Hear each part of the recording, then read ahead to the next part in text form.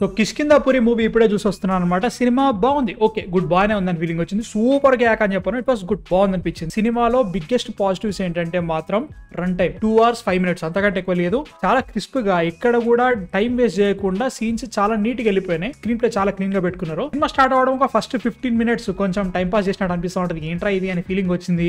అది వెళ్తారా అనుకున్నా. తర్వాత పాయింట్కి వెళ్ళిన తర్వాత సినిమా చాలా బాగుందని ఫీలింగ్ వచ్చింది. అంటే లైక్ సీన్స్ చాలా బాగుపడ్డాయి. కొన్ని కీ సీన్స్ పెట్టుకున్నారు. ఆ సీన్స్ సీక్వెన్సెస్ చాలా బాగా పేలినాయి. హారర్ చాలా బాగుంది. అయ్యో బాబాయ్ చాలా భయపెట్టినారు అని చెప్పాను కానీ బాగా పెట్టుకున్నారు. ఓకే, వాళ్ళు పెట్టుకున్న సెటప్ కి వాళ్ళు రాసుకున్న సీన్స్ కి మంచి ఫీల్స్ అయితే గ్యారంటీగా వచ్చింది అనిపించింది అన్నట్టు. ఎంగేజింగ్ అలా వెళ్ళిపోతా వచ్చింది అనిపించింది. కొన్ని క్లీషే సీన్స్ ఉంటాయి. ఆల్రెడీ చాలా సినిమాలో చూసాం కదా అనే ఫీలింగ్ లోనే వెళ్ళిపోయింది అన్నట్టు సినిమా కూడా.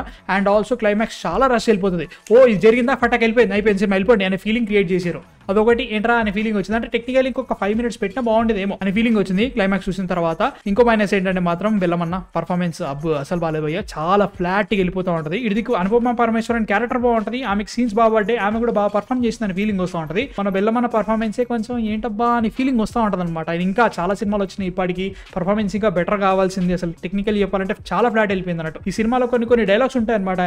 ఆయన చెప్తుంటే చాలా ఓవర్ ద టాప్ అనిపిస్తూ ఉంటుంది. ఎందుకంటే ఆ సినిమా ఆ రేంజ్ లో వెళ్తా ఉండదు. ఈయన మాత్రమే డైలాగ్స్ చెప్తుంటే అరే ఏంట్రా మరి ఓవర్ ద టాప్ అయిపోయిందా. ముఖ్యంగా ఆయన పర్ఫార్మెన్స్ కూడా అంత బాగా అనిపించలేదు అనమాట. నాకు చాలా ఫ్లాట్ అనిపించింది. కొన్ని ఏరియాస్ లో హారర్ పేలలేదు.